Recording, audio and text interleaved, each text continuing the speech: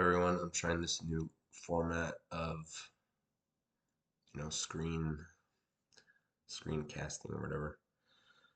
Anyway, I wanted to share with you a blog post I did a few years ago on my website, um, and some of the ideas that are contained within it. So, as we see tyranny kind of creeping up in the world, not only creeping up, but it's gaining a lot of momentum and power just from all sides. Um, Things are getting a little loopy and crazy everywhere. Um, Everyone kind of taking sides. And anyway, there is a solution to all this. There is a solution. That's the good news. There's a solution to all this, which will come to pass. It's been written in all of the great religions of the world that there's going to be some type of era of grace on earth, and things are cyclical. So eventually we're going to come. So what we have to do basically is unite as a people, all people. So all of humanity unite as one. And that's one of the big the big ideas is just unite the people. But how do we unite the people?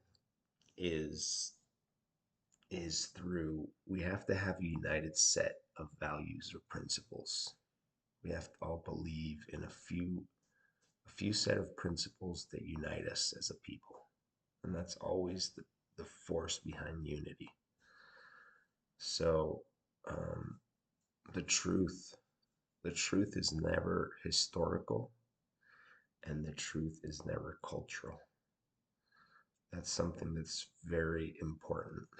And so I know we all have a lot of belief systems that are based on historical things and they're cultural, but the truth is never historical. The truth is never cultural. And we have to kind of come down to what is the truth. And if it's not historical, if it's not cultural, what is the truth? What is that truth that unites all of humanity? And that's what we're going to go over real quick here. This isn't everything, obviously, but this is my best shot at it. Of the unified values that can unite humanity. And once we're united under these values, then nothing can stop us, like from achieving this era of grace on earth, the kingdom of God on earth. Nothing can stop us. But it's a long road there because we're way off. So basically, there's a set of what is real versus what is counterfeit. And we believe in stuff that isn't real, that aren't real. And that's why we have problems on the earth. And it's not, once again, it's not the fault of all these, the problems we have in the world today are not caused by the elites or by these big institutions, by governments, by corporations. They're caused by us and our beliefs. That's the main cause of this. And since we cause this, we cannot, if we switch as a humanity our belief systems, they will also follow suit. So this is a list of what is real and what is counterfeit. So let's go over it real quick before this video gets way too long. First, reality. Only love exists, which is God. That's what God is. The idea that only love exists, that is God. Everything comes from God and everything will return to God. God is everywhere, everything. The choice to love is our will and our destiny. So this is a big reality. We just have to we have to understand through experience and through different things. But the counterfeit to that, the idea that a lot of people believe in is that God is only present in a chosen few and only a few will return to God. So it's that same idea that only a chosen few will return to God. The other counterfeit is that God doesn't exist And we live in a cruel, savage, competitive world, survival of the fittest, which is kind of the atheist take on things.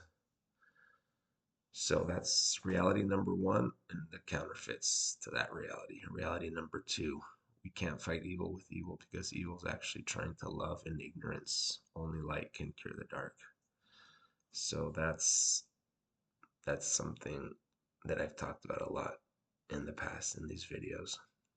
You can't fight evil with evil because evil is actually trying to love in ignorance. And that is one of the great mysteries that I also talked about a lot. Um, and if evil's actually trying to love in ignorance, then all it needs to come to the light and is love. And when we do that, they will come and join. They will join love, and we'll all be one. And the counterfeit to that is violence must be met with violence. Evil is inherently evil and must be destroyed, which is the norm of the culture today, right? When faced with evil, you got to fight it with evil. The third reality, justice already exists. God's system of justice is already here, and God's justice is always. So that's a bold statement that you don't hear much of today. Um, and the counterfeit to that is we need to establish justice on earth through man's system of justice, fear, and violence based. So the normal thing we've always been taught our whole lives, right? That justice doesn't exist, and that the way to justice is through man's system of justice, which is the court systems and the laws and all of that, the laws of man and all of that, which is fear and violence based. Let's move on to reality number four, I mean. The only inherent right we have is the choice to love, which is the only right we need to reach eternal bliss in consciousness. So this is also another bold statement that we don't hear of much in today's, I don't know, reality. The counterfeit to that is we have rights, life, liberty, free speech, freedom of assembly, freedom of religion, free press, right to bear arms, etc., that need to be preserved through the political process in order to remain a free people.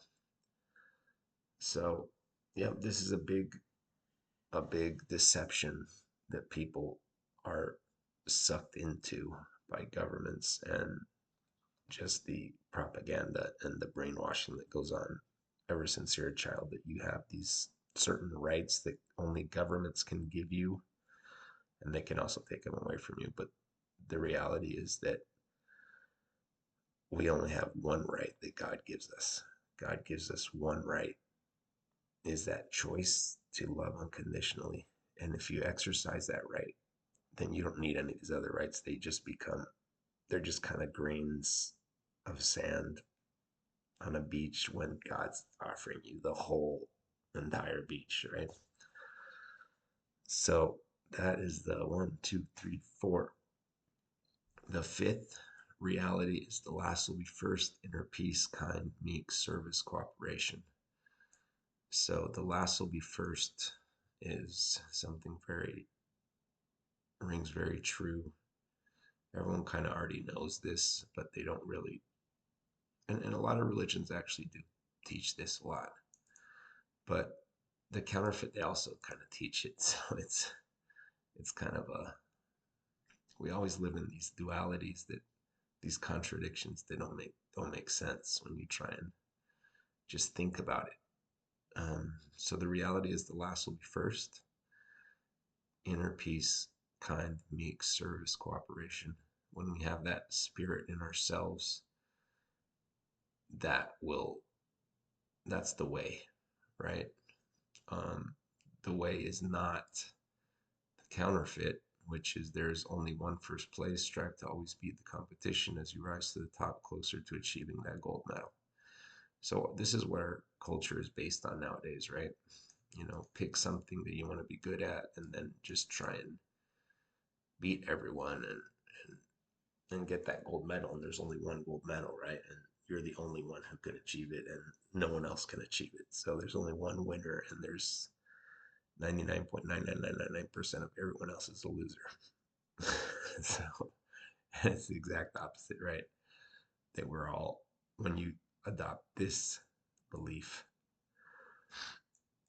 then you're obviously a winner, right? Um, the next reality, we are never victims of the external world. We are never victims of the external world because our internal world creates our external world. With faith, all things are possible. So yeah, faith is the faith when we don't understand and we can't see love. We can't we can't see it with our eyes and we can't feel it in our soul. You know, the first reality, only love exists equals God. When we can't understand that, we've never felt that. We've always felt negative things, you know, abuse and all negative things. You don't feel this internally, and that's where faith can fill this gap of knowledge that we have. And so, yeah, faith always fills the gap. And so you're never a victim of the external world. That's what God teaches us.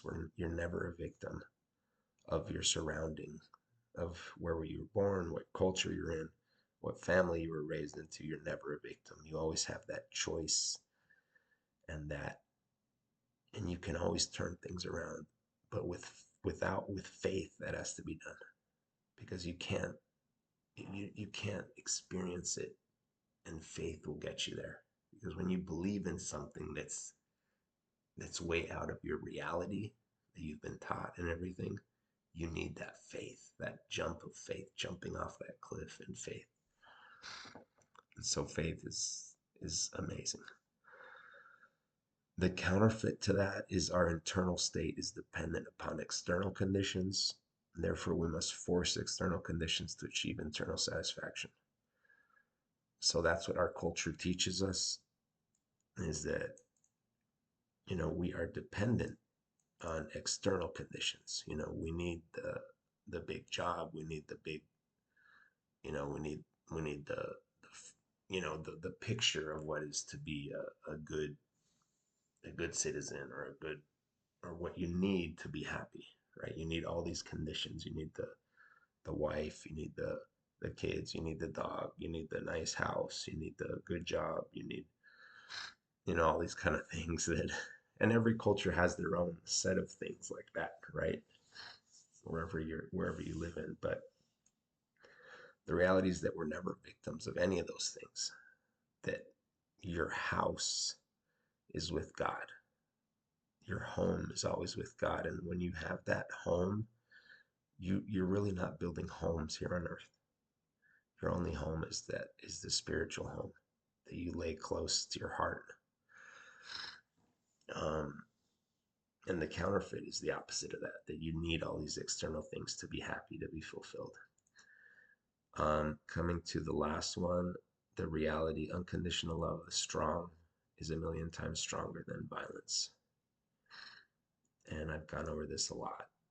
This is one of the main counterfeits, is that violence is a million times stronger than nonviolence.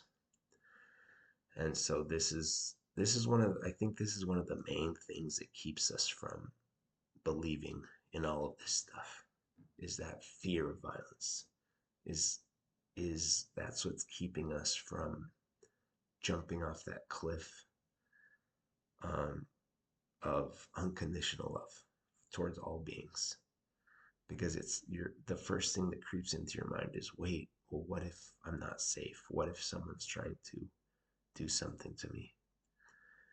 um, and all of your fears that you've developed over the years start to prop up, and then you put a barrier to this, and you're not able to make that jump into the beauty of like nonviolence and of unconditional love. Like you can't have violence if you're loving, right? So that's one of the main.